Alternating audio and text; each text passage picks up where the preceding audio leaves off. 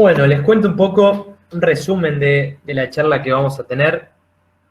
En ciertos contextos vulnerables donde es frecuente la ausencia de figuras de autoridad, paternas o maternas, el profe de fútbol se convierte en el referente de los niños. Esto lleva a situaciones que exceden lo deportivo, debiendo acompañar otro tipo de problemáticas, el desarrollo personal como familiar de los chicos. Mariana Albisati, psicóloga y entrenadora, nos brinda herramientas para abordar dichas situaciones y poder contener y acompañar de un modo más integral. Mariana es psicóloga y jugadora de futsal de la Primera de Platense. Además, allí se desempeña como psicóloga del plantel de Tercera y fue entrenadora de Cuarta y Quinta. Así que completo, en todos los niveles. Mariana, muchísimas gracias por sumarte a Escuela de Formadores. Para nosotros es un lujo tenerte y para todos los profes, seguramente a lo largo de la charla se vayan sumando más oyentes. La idea es que ellos tengan su espacio para interactuar, si querés motivar la participación y que dejen las preguntas en el chat, así nosotros las vamos levantando. Así que bueno, todo tuyo, Mariana, lo dejo en tus manos. Bueno, muchas gracias, Pablo. La verdad que nada, es un honor estar acá participando de esta jornada increíble que organizaron. Y sí, como decías, invito a todo el mundo, a todos y todas las presentes a que participen, opinen, pregunten, que ahí Pablo me va a ayudar a poder ir siguiendo todo esto que sucede en el chat mientras yo voy presentando. La verdad es que la interacción, desde mi punto de vista, siempre enriquece, así que, aunque sea por el chat, la vamos siguiendo y vamos tomando de eso para enriquecer lo que más o menos traigo preparado. Como dijo Pablo, pasé por distintos roles, todavía estoy en algunos, y la verdad es que eso me dio la posibilidad de mirar un poco desde las distintas perspectivas, de qué manera una se va relacionando y va influyendo, ¿no? Más o menos significativamente en lo que las jugadoras, los jugadores van aprendiendo, van incorporando. Así que, bueno, si te parece, Pablo, comparto la presentación, así ya arrancamos y no demoramos más tiempo. Dale, genial. Genial, todo tuyo. A ver, vamos a intentar.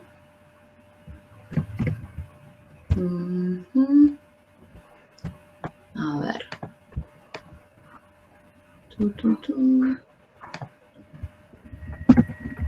A ver acá. ¿Se ve ahí? Vos avísame, ¿eh? Ahí está cargando, ya se va a ver ahí, perfecto. Perfecto. Perfecto. Bueno, voy pasando. Bien, vos avísame si no se llega a ver o algo así, porfa. Yo no veo nada, veo la presentación. Dale. Yo te voy guiando, dale. Dale, buenísimo. Bueno, a ver, yo propongo acá, esto siempre tiene que ver un poco con la subjetividad, ¿no? Todo esto que comentaba antes, que son mis experiencias y mis vivencias, me fueron dejando en una combinación medio inevitable de lo que puedo conocer como psicóloga. Me fueron dejando estas cosas que voy a compartir con ustedes, que no deja de ser, en algún punto, información que fui recopilando atravesada por mi manera de vivirlo, ¿no?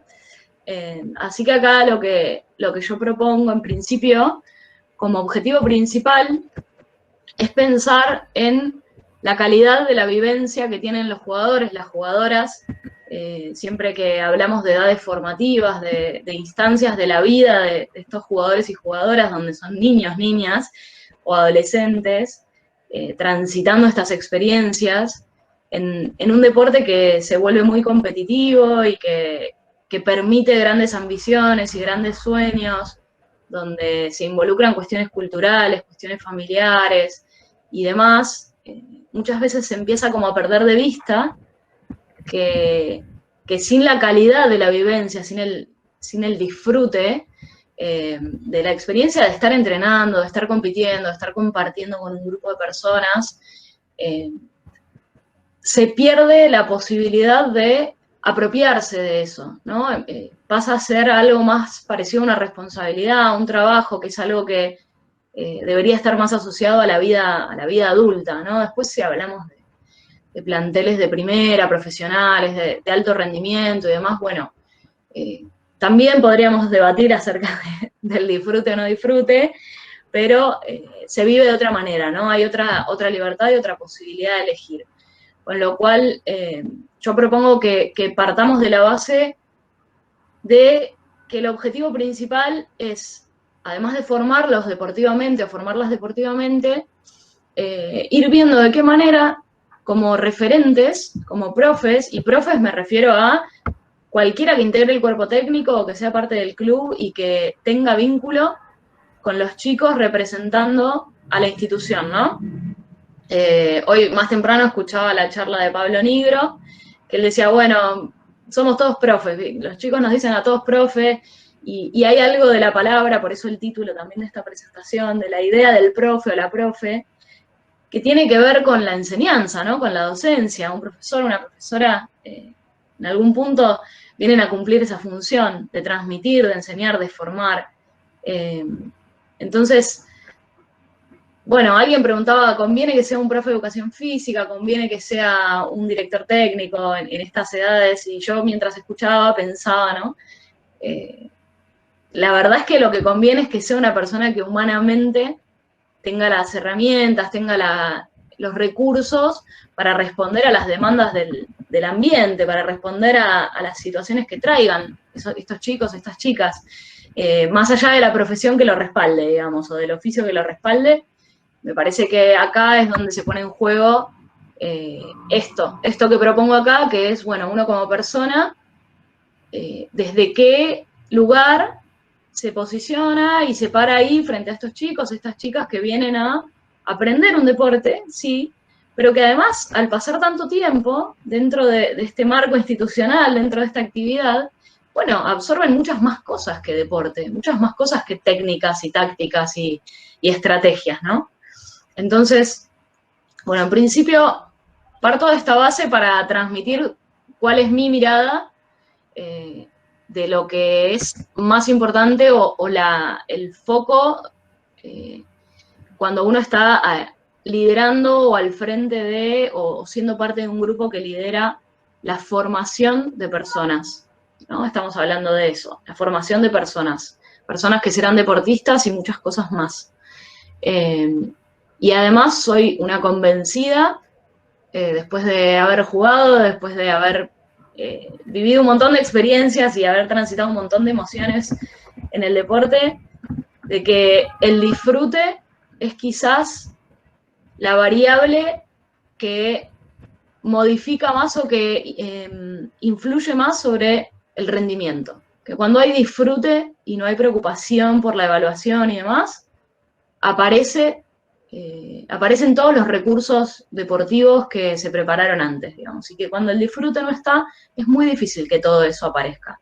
Con lo cual, van de la mano. Yo creo que pensar en esto no implica dejar de pensar en el rendimiento deportivo, sino todo lo contrario. Pero si lo tomamos al revés y si empezamos por el otro lado, creo que es mucho más difícil que termine apareciendo esto, que es el disfrute, ¿no? Bien. Pablo, vos avisame si ahí, y los invito a comentar, a opinar, a preguntar, sí, a disentir, a dar debate, bienvenidos y bienvenidas a participar de cualquier modo. Bien, después, esta cuestión de la actitud, ¿no? Muchas veces en esto de lo que transmitimos o no transmitimos, pensando en la cuestión actitudinal de los jugadores y las jugadoras, ¿no? Y muchas veces los mismos chicos, las mismas chicas, traen esta cuestión de la importancia de tener actitud. Y muchas veces esto se confunde con actuar de determinada manera. Y le falta un porqué o un para qué a eso. No, yo pongo acá una definición, debe haber muchas, pero lo importante es que hablamos de una disposición. Y de una disposición determinante. ¿Qué quiere decir? Que hay algo de mi persona que se dispone de una manera determinante, que es decir, que determina cómo voy a responder a las situaciones que se me presenten. Sean desafíos, sean, no sé, situaciones que me resultan fáciles de transitar, y todo influye. Digamos, un desafío que me queda muy lejos, por ahí me frustra, un desafío que no lo es tanto, por ahí me aburre, y esto se ve reflejado después en la cuestión deportiva, en la cuestión de los resultados, pero además modifica la vivencia, modifica un montón la vivencia del momento de la competencia, del momento de agarrar las cosas en mi casa y salir a entrenar, de estar en el entrenamiento y afrontar un error, una dificultad, algo que me cuesta, estar en el entrenamiento y ponerle igual toda la intensidad a lo que me resulta fácil, ¿no? Y para esto hacen falta fundamentos. No es un porque sí, no es un tener actitud porque queda bien, porque me gano la mirada de los demás. Entonces, muchas veces cuando aparece esto, porque obviamente que más hoy en día y cada vez más y más, a través de la tecnología, de las redes sociales, los deportistas se influyen mutuamente, se toman referentes, y es un poco inevitable que aparezca esta cuestión de parecerse a, de identificarse con una forma de practicar el deporte y de estar ahí. Entonces, nosotros, nosotras, desde nuestro lugar de profes, tenemos que estar atentos, atentas a ir escuchando cuando esto está, e ir orientando un poco, o recordando el para qué, y de qué se trata esto de formar una actitud, de qué se trata esto de dar una respuesta a una situación, ¿no? De responder ante algo que se presenta. Y acá en esta definición aparece la cuestión mental, aparece lo transitorio y lo dinámico, que no es un dato menor, porque muchas veces la frustración viene de esperar que algo se repita, ¿no? Bueno, si yo siempre juego así, el día que no estoy así, algo está pasando, algo está mal. Y en realidad la cuestión actitudinal es dinámica. ¿Por qué? Porque la mente es dinámica, porque las emociones son dinámicas, porque cada día el contexto cambia, pasan cosas en casa, pasan cosas en la escuela, pasan cosas en el club. Entonces no se puede esperar algo rígido, si bien van tomando forma las cuestiones que se van a consolidar por ahí un poco más como de personalidad en estas edades de formación.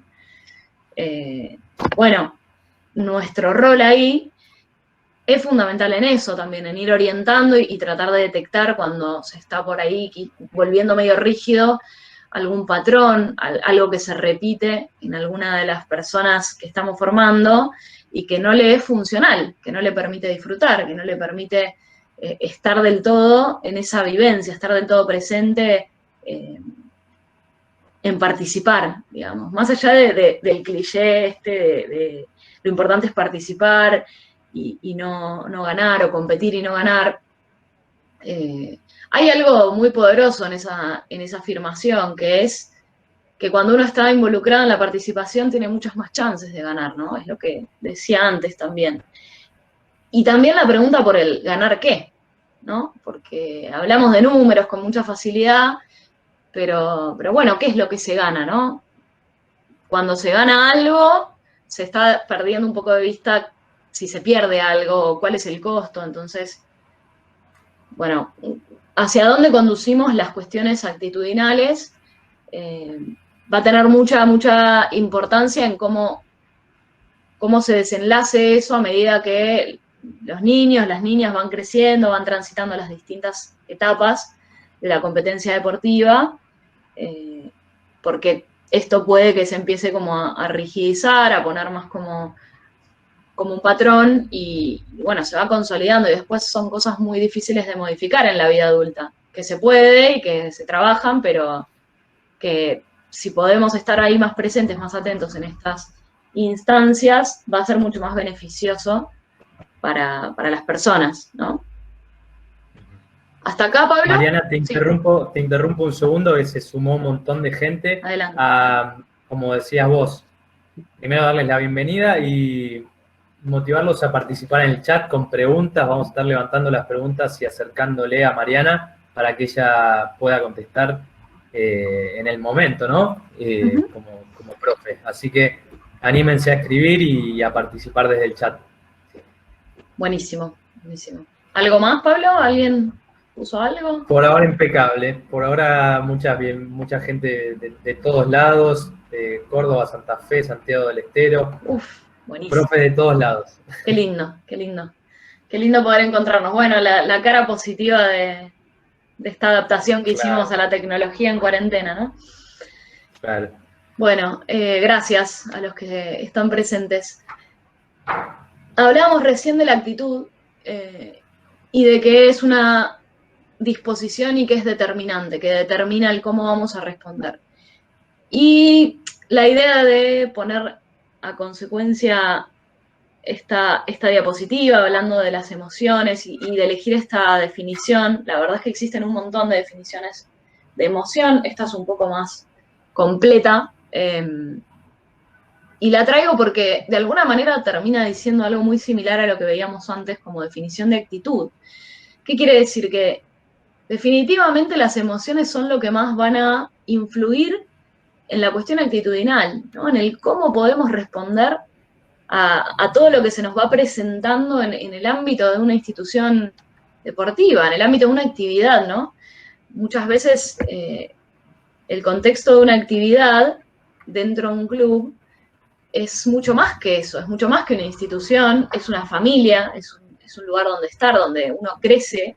Hablamos de chicos, de chicas que van creciendo ahí adentro y donde todo el tiempo están recibiendo una devolución, consciente o no, elegida o no, mediante la palabra o no, que ahora vamos a ir viendo más adelante estas cuestiones de qué transmitimos, cómo y cuándo.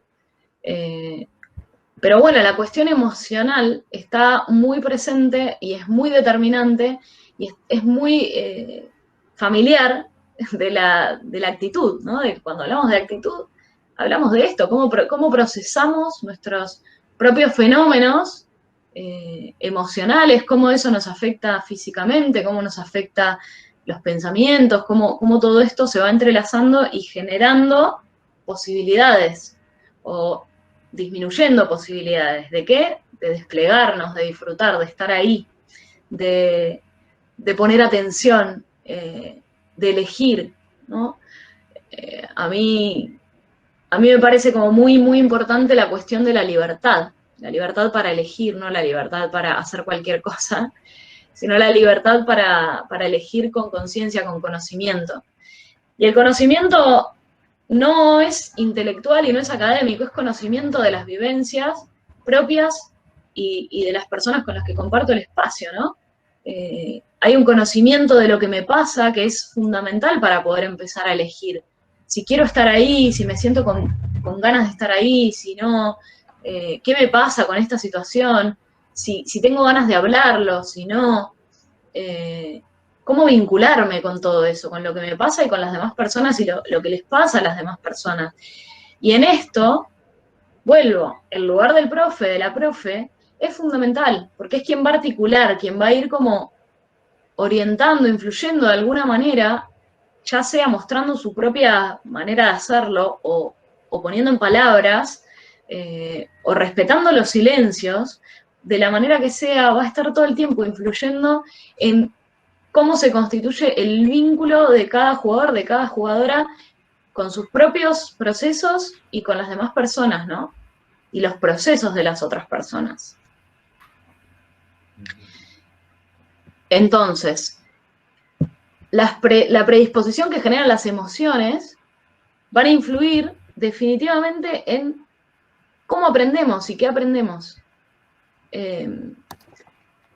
Tiene que haber una disponibilidad emocional para que aquello que me están tratando de transmitir pueda ingresar de una manera saludable, ¿no? Si yo aprendo algo táctico, pero asociado a un miedo terrible, y después no voy a contar probablemente con ese recurso cuando más lo necesite. Y eso va generando consecuencias con el tiempo, ¿no? Es cada vez más difícil y en vez de acercarme a tener esa herramienta, me va alejando. Entonces, según cómo yo estoy emocionalmente, según cómo me encuentro, cómo me siento ese día, voy a interpretar la información del entorno de una manera o de otra. Si tengo un aprendizaje de miedo en algún contexto porque no me salió algo y me retaron, o porque estuve distraída y me retaron, y tengo dificultades para estar atenta, se va a empezar a convertir en un lugar que me da miedo, y lo voy a empezar a percibir más como una amenaza al estar ahí escuchando la consigna que como un lugar cómodo. Entonces, que como un lugar seguro. Entonces lo más probable es que cada vez escuche menos las consignas o hasta que deje de estar ahí, ¿no? A ver, la emoción influye en lo que pienso, en cómo interpreto, en qué selecciono del entorno.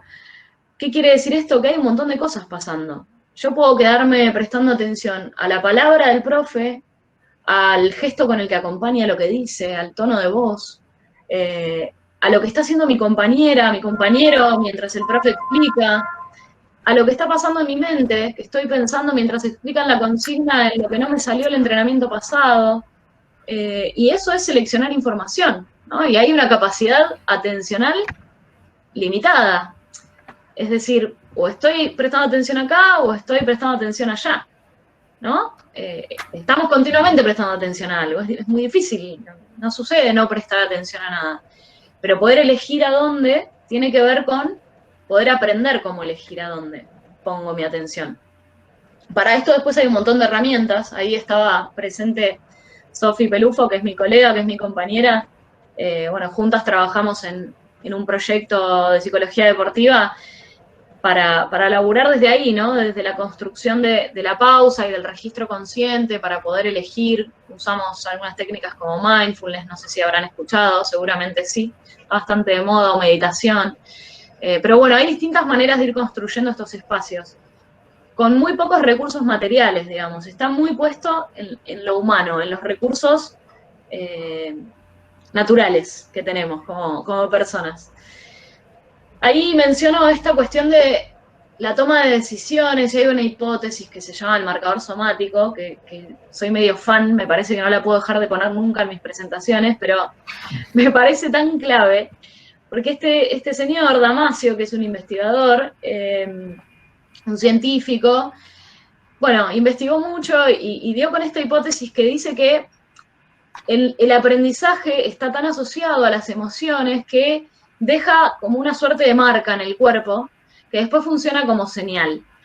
Vieron que a veces se da alguna situación y uno siente en el cuerpo algo, una tensión, un movimiento, algo en la panza, en las manos, hay como una señal.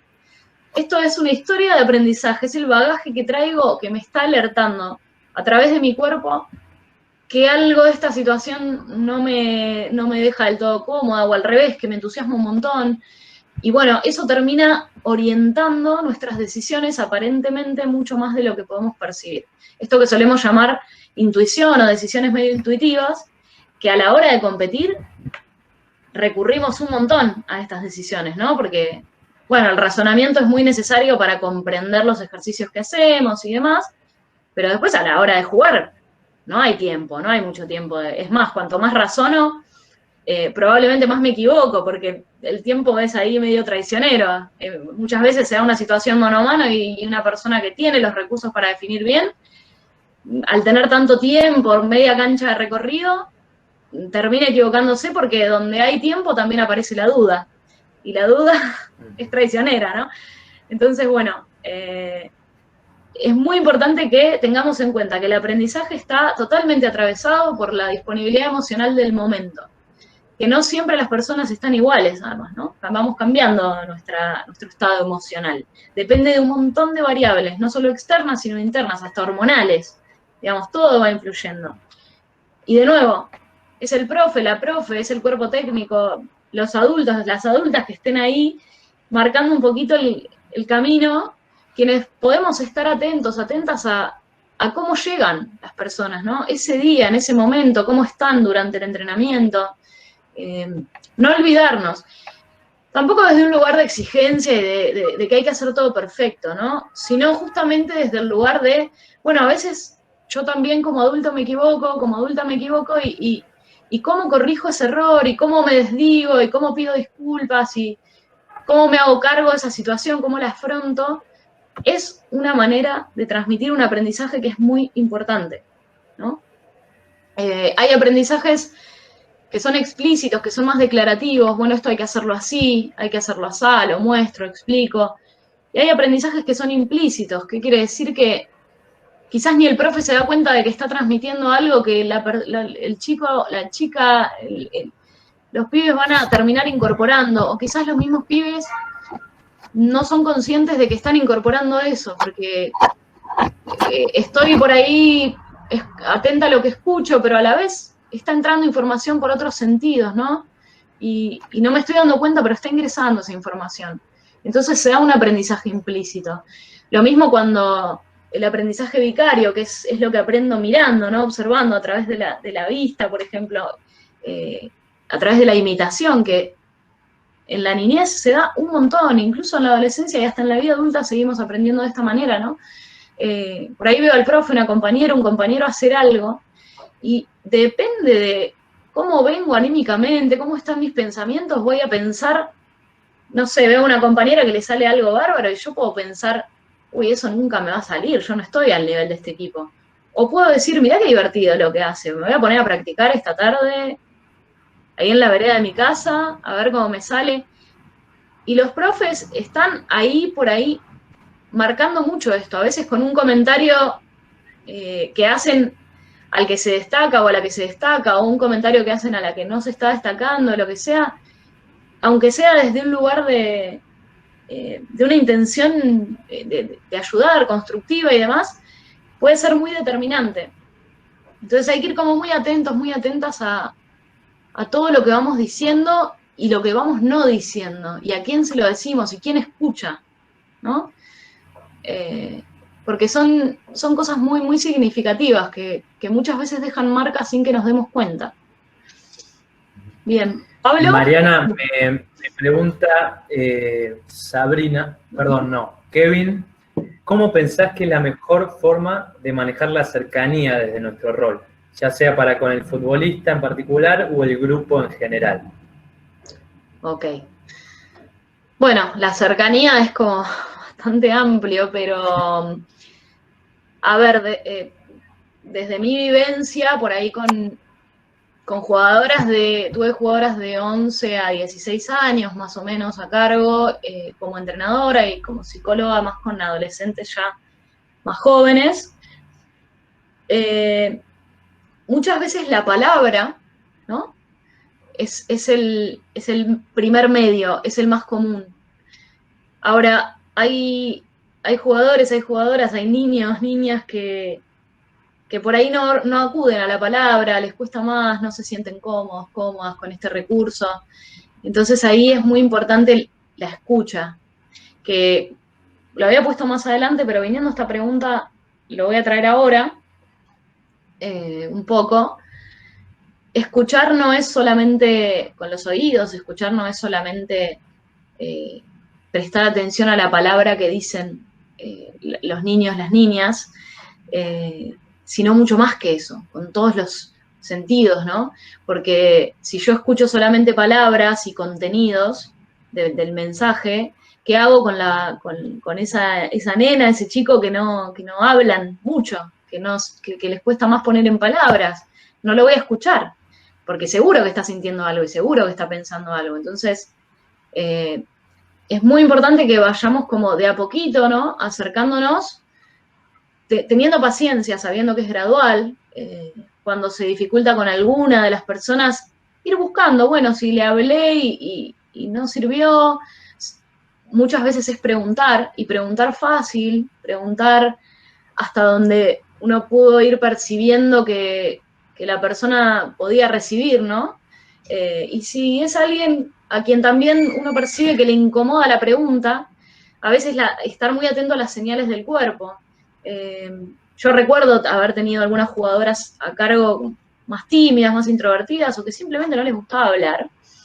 Y el poder ir leyendo los gestos, ¿no? Lo que dice el cuerpo, me permitía como decir, bueno, ¿cómo estás? Y si veía la tensión, ¿no? en el cuerpo, me daba cuenta de que, bueno, no era para hablar. Bueno, quizás es una mano en el hombro, una palmada, y si percibís comodidad ahí, bueno, esa persona por ahí se siente cómoda con un abrazo, con un apoyo, con algo más del cuerpo. Por ahí hay otras personas que hablan mucho y están más desafectivizadas. Y bueno, en ese caso es también empezar a ver de qué manera vamos contribuyendo a que conecten en algún momento con lo que les pasa emocionalmente. Pero a ver, la cercanía, a veces pensamos que no se puede hablar, que no se puede, que es difícil comunicarse siendo adultos con los chicos, con las chicas. Y sí, difícil es, pero tenemos un montón de herramientas. Tenemos herramientas gestuales, tenemos herramientas del contacto físico, tenemos gestos que no requieren contacto físico, porque hay muchos que no están cómodos con eso, y también el usar las caras, lo que hago con las manos, ¿no? Y como clave, para mí, desde mi opinión, desde mi punto de vista, es el sentido del humor, ¿no? Poder distender, desdramatizar. Y en cuanto se percibe una incomodidad, permitirse, sin que eso sea invalidante, ¿no? Sin que eso sea faltarle el respeto a lo que transmite el jugador o la jugadora, permitirse vivirlo como naturalizarlo, no dramatizar si alguien no quiere hablar, no dramatizar si alguien no se siente cómodo con alguna situación. Entonces, me parece que de esto se trata un poco esta idea de empatía, que está bastante en boga también, poder ir eligiendo y midiendo los movimientos, mostrarse disponible, ¿no? Muchas veces es, bueno, si no quieren hablar ahora, si no se sienten cómodos, sepan que yo estoy, si no pueden hablar con el otro profe, si no pueden hablar con tal, me pueden mandar un mensajito por WhatsApp, muchos se sienten más cómodos ahí chateando y después les cuesta en lo personal, bueno, habilitar ese recurso también, ¿no? Involucrarse con la vida social, por ejemplo, ir viendo qué suben en las redes sociales, qué les gusta compartir, no hay tan como para stalkearlo, sino como para tener información de qué les divierte, qué les interesa, conectar con los intereses. A veces a nosotros nos interesa algo que a ellos no les interesa, y bueno, tratar de construir desde sus propios intereses, ver dónde están parados o paradas los chicos, ¿no? Creo que la manera de empezar a construir cercanía viene un poco por ahí. No sé si respondo a la pregunta. Perfecto, ahí dice Kevin, gracias por la respuesta, gran exposición, Mariana, comparto todo. Así que... Buenísimo, gracias, Kevin. Bueno, ¿seguimos? Seguimos. Bien, acá aparece este concepto de autoeficacia, que es bastante determinante también, y no deja de estar asociado, parece todo determinante, ¿no? Pero no deja de estar asociado a lo que veíamos antes, ¿no? A la cuestión emocional. Están muy asociados. Y la idea del control percibido, ¿qué es esto? ¿Me creo capaz de hacer algo con esta situación o no? ¿No? ¿Creo que cuento con los recursos? ¿Creo que estoy preparada para estar acá o no? A veces el hecho de entrenar mucho la parte deportiva, aunque no se mejora o no se mejore la parte técnica, por ejemplo, el saberse comprometido, si sé que voy, cumplo los horarios, hago todo lo que me piden y demás, me va dando esta sensación de autoeficacia. Bueno, si yo entreno y algo modifica esto en la vivencia de la experiencia después, ¿no? Y sobre todo en lo colectivo, si yo llevo un equipo donde por alguna razón las cosas medio que no funcionan y me da la sensación de que con lo que yo tengo, haga lo que haga, no va a cambiar nada, lo más probable es que me retire de ese intento, que ni lo intente, digamos. Es muy importante que cada uno de los integrantes del equipo pueda percibir que tiene algo para dar, que cumple una función desde sus propios recursos. Que el hecho de no ser todos iguales, de no tener todos lo mismo, es enriquecedor.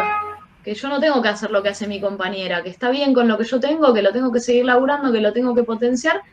Y después, bueno, sumar recursos mientras me interese, mientras haga falta, ir corrigiendo, pero es muy importante que cada una pueda encontrar esta sensación, conectar con esta sensación de poder, ¿no? De tener control. Y tener control a veces es como una línea muy delgada, porque uno quiere controlar, qué sé yo, sus emociones, sus pensamientos, y sabemos que son fenómenos muy automáticos, que no controlamos si vienen o no vienen. sí podemos tomar registro y elegir cómo responder, ¿sí? Pero el control percibido, en este caso, se refiere estrictamente a lo deportivo, a lo competitivo, o a algo específico. También puede ser en lo comunicacional, ¿no? Pero si a mí se me habilita hablar a mi manera, con mis tiempos, con mis pocas palabras, con mis muchas palabras, y encuentro una devolución en eso y encuentro recepción, bueno, voy a sentir que ese recurso sirve, que cuento con un recurso para comunicarme y de alguna manera mostrar lo que me pasa.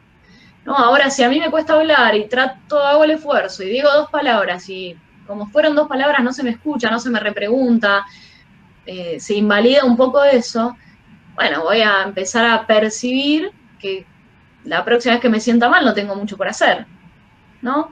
Entonces, se va perdiendo la fuerza de intentar. Lo mismo a la hora de competir. La autoeficacia es creer que tengo los recursos para estar ahí parada en esa situación, ¿no? Cuando esto no está, no se está cómodo, se sufre, se siente miedo, todo es amenazante. Entonces, bueno, entrenando lo deportivo, sintiéndose cómodos, sintiéndose seguros, respetados, valorados en cuanto a que tiene validez lo que me pasa, no valorado por cómo juego, valorada porque estoy ahí y es válido si me siento así y es válido si no me siento así. En ese sentido hablamos de validación, ¿no? Bien. Y acá un poco lo que decía antes, con respecto a los desafíos, ¿no? Las situaciones desafiantes.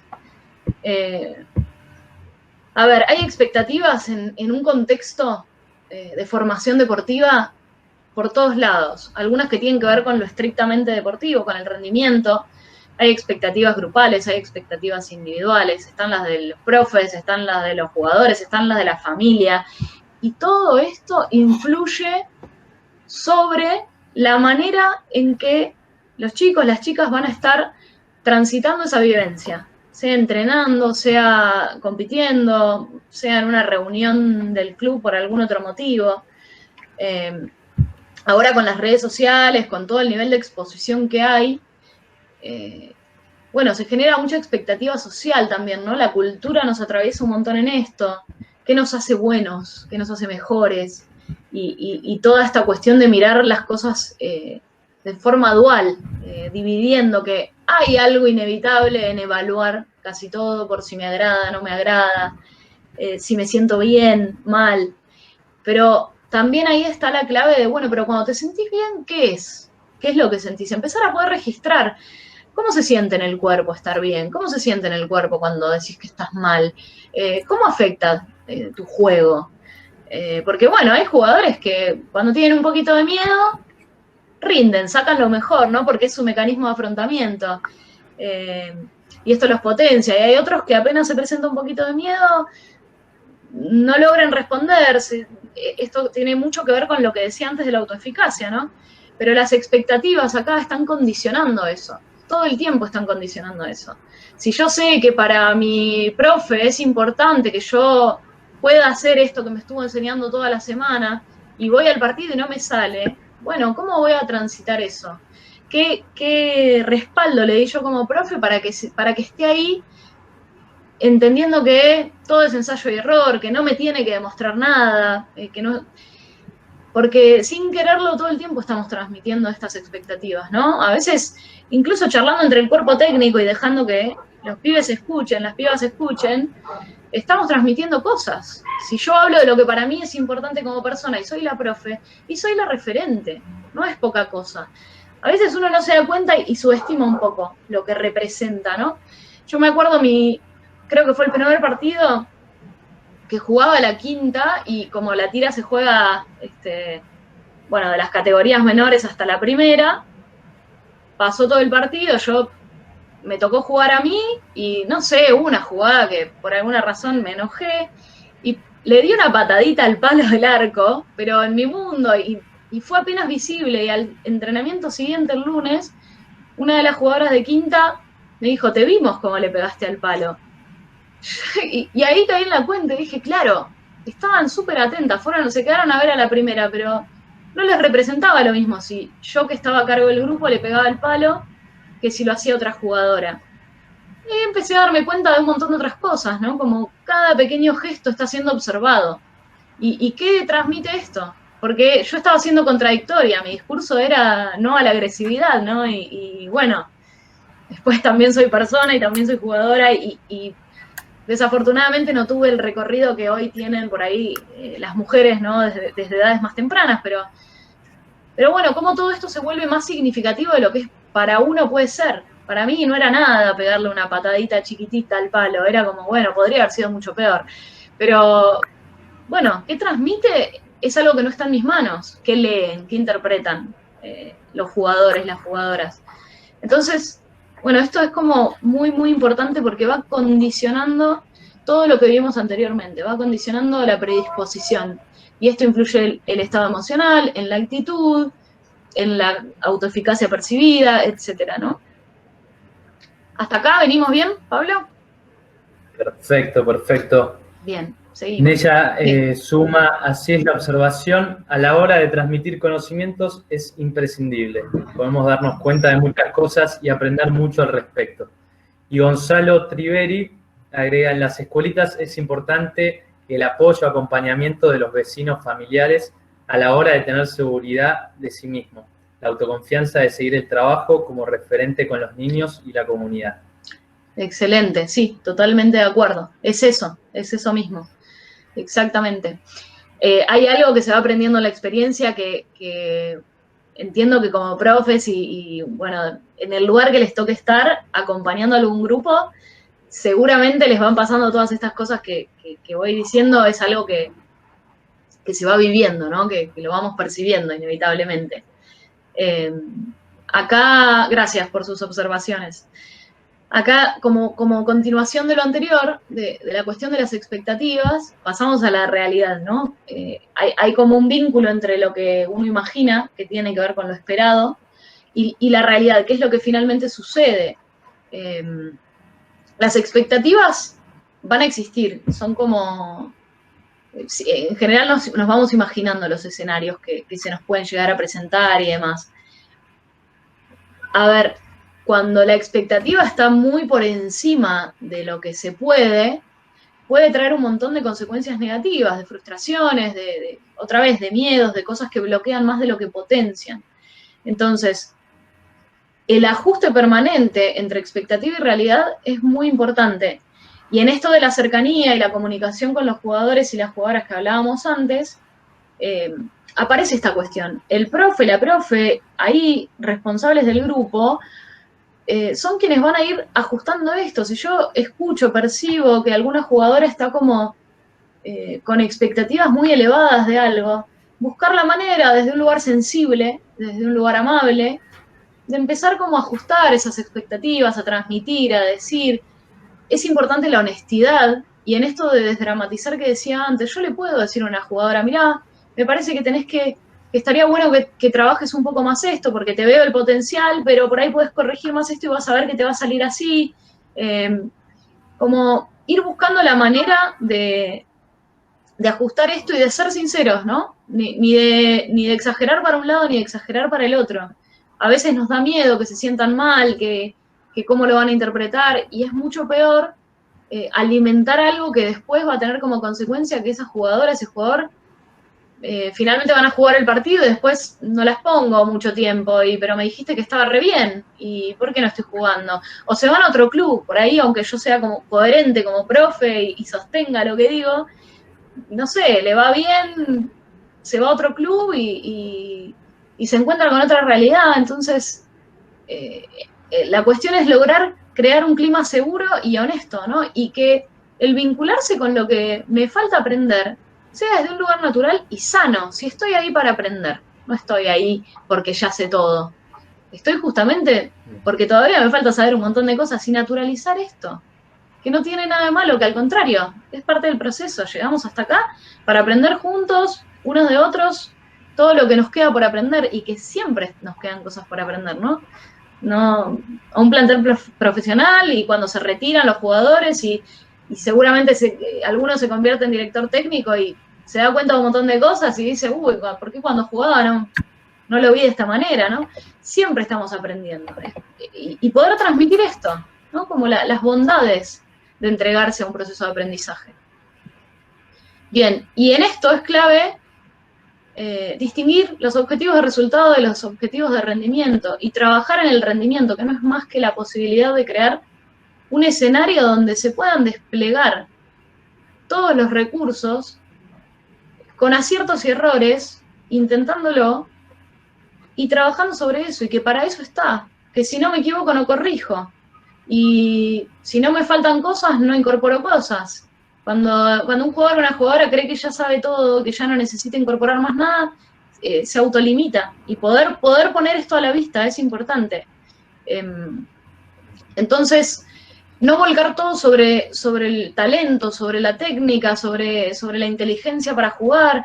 Si una jugadora o un jugador tienen más habilidades al momento de encontrarse, porque cada uno viene con su historia personal y algunos llegan con más conocimientos, más experiencias y demás, bueno, a esa jugadora, a ese jugador quizás le falte aprender a comunicarse, entonces voy a trabajar en eso, aprender a apoyar a sus compañeros de equipo, aprender a confiar, ¿no? Y a soltar más la pelota. Bueno, trabajar, orientar, ¿no? Directamente a donde a cada una le va a servir, le va a significar que incorpora algo y que no se queda con lo que ya está. Bien, ¿cómo estamos de tiempo? Mazo, ¿no? Nos quedan más o menos 10 minutos, más o menos. Bien. Está Hay bien. un espacio para preguntas si quieres dejar. Dale. Como vos lo quieras manejar, Marina. Genial, Pablo. Sí, ya terminamos. Bien, entonces, la tarea para los entrenadores, y esto lo saqué de unos autores que me olvidé de poner acá, que se llaman Williams y Hodges, que hicieron un par de estudios. Ellos proponen que hay dos momentos que son importantes. Que uno tiene que ver con la planificación, ¿no? Como descubrir esto que dice acá, la mejor manera de implementar y evaluar los programas de entrenamiento. Que tiene que ver con lo estrictamente deportivo, ajustado al grupo con el que cuento, a las personas que integran ese grupo, ¿no? Con todo lo que eso implica. Pero por otro lado, dicen estos autores, se considera que la motivación y el compromiso son las variables de ajuste de todo esto, ¿no? Que un jugador o una jugadora pueden contar con un montón de recursos, pero si les cuesta presentarse a entrenar, si les cuesta cumplir con el resto del equipo, priorizar lo colectivo por sobre lo individual y demás, quizá no les sirva tanto tener todos esos recursos, quizá no puedan llegar, o quizás sí, pero no desde el disfrute de compartir, de construir en equipo, y son variables, la motivación, el compromiso, el esfuerzo, son valores que van a servir para un montón de otros ámbitos en la vida de estas personas. Entonces, la posibilidad de construir a largo plazo, de tener paciencia, de entender los procesos, son cuestiones que empiezan a cobrar más importancia que lo que les puedo transmitir a nivel estrictamente deportivo, ¿no? Como, bueno, acá es importante que para que esto cobre fuerza, todo este talento, toda esta habilidad, todo este estado físico que lograste, para que cobre fuerza, para que tenga sentido y te sirva para desplegarte como persona, es importante esto otro. Y trabajarlo también, y no olvidarse de eso, ¿no? Bien. Bueno, esto de la escucha es un poco lo que decía antes. La posibilidad de escuchar, de ir escuchando todo el tiempo, permite construir una idea, una imagen de ese contexto como un lugar seguro, un lugar a donde yo voy y puedo ser. Y puedo ser significa, puedo decir una pavada, puedo hacer el ridículo, puedo equivocarme con la pelota, puedo equivocarme sin la pelota, puedo equivocarme en el trato con mis compañeras y no pasa nada porque también puedo pedir disculpas y puedo retractarme y puedo reflexionar en grupo.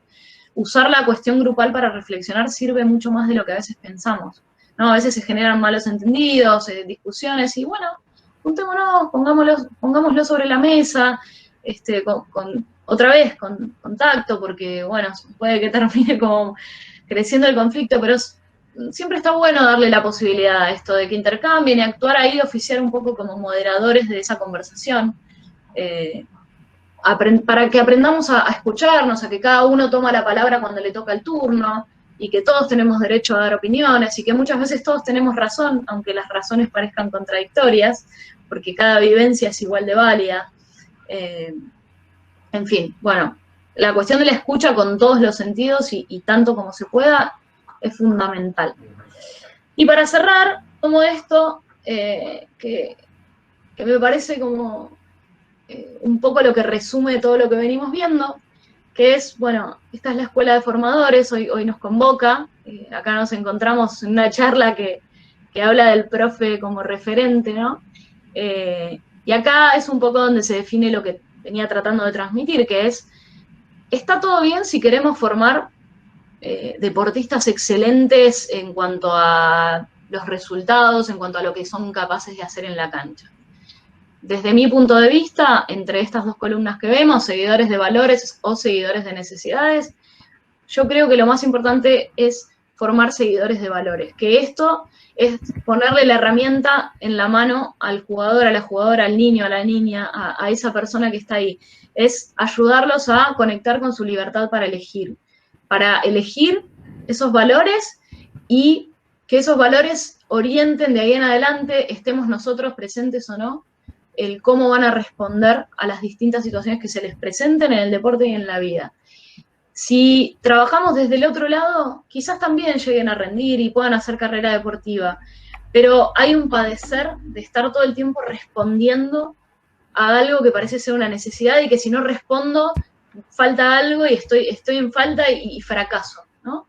Entonces, es muy importante que como profes, como formadores, tengamos claro dónde estamos parados, podemos elegir y está todo bien, pero que seamos coherentes en eso. Yo elijo la columna de los valores sin ninguna duda, cada uno elegirá dónde se siente más cómodo transmitiendo, ¿no? Esta última frase que dice, bueno, los seguidores de valores buscarán crecimiento personal, no crecimiento desde la ambición y la exigencia, sino despliegue, realización, disfrute, y los seguidores de necesidades irán buscando validación de otros, en el afuera, ¿no? Así que bueno, con esto cerramos y dejamos lugar a preguntas y demás. Espero que les haya sumado un poco esta charla. Espectacular, Mariana. Muchísimas gracias. Me encantó esta última parte de formadores de qué, ¿no? Justamente hablando de escuela de formadores. Me gustaría volver un poquito atrás en la charla, preguntarte respecto al tema de la actitud y la predisposición de la que hablabas. ¿Cómo un profe, desde su rol, cómo puede trabajar la actitud en sus dirigidos, en los jóvenes, niños o adultos que toque enseñar, educar? Bien, hay como un montón de puertas de entrada, ¿no? Y muchas veces tiene que ver con cómo es cada profe y dónde se siente más cómodo, más cómoda. Yo creo que por esto que veíamos de cómo se asocia todo a la cuestión emocional, si por ahí empezando a laburar con eso, a buscar maneras de que los chicos, las chicas puedan conectar con lo que les pasa a nivel emocional, aprender a registrarlo, a amigarse, a vincularse, a que el miedo, es natural, es supervivencia y es lógico que sienta miedo en estos momentos, pero no significa que no soy capaz, como empezar a transmitir un poco de información respecto de cómo funcionamos emocionalmente, va como habilitando que después uno se conecte de otra manera y esto altera cómo estoy actitudinalmente. Por ahí un día tengo miedo y el miedo me da frustración, en la frustración me enojo y termino discutiendo con todas mis compañeras en la cancha, y si yo de repente logro amigarme un poco con el miedo, entender que es natural, que está ahí, que bueno, tengo un partido difícil y tengo un poco de miedo, ya me posiciono en un lugar más amable conmigo misma, no aparece tanta frustración, no aparece el enojo, me evito todo lo demás que vuelve a traer más enojo. Si yo discuto con el mundo entero porque estoy enojada, termino más enojada o angustiada. Entonces me parece que entrar por las emociones, a trabajarlas, que para eso el trabajo también es nuestro, con nuestras emociones, ¿no? Se siente, los chicos, las chicas sienten si hay tensión en el profe en algún momento. Aunque el profe diga lo que diga, si en la cara, en el cuerpo, en el gesto hay otra cosa, se lee. Así que empieza por uno también, ¿no? Hace poco tomábamos un curso con el instructor de mindfulness de Michael Jordan y que laburaba con Phil Jackson y Y la respuesta que daba a una pregunta similar que le hicimos es esta, ¿no? Como vos sos el mensaje. No tenés que contarlo al mensaje, vos sos el mensaje, ¿no? Hay que encarnarlo.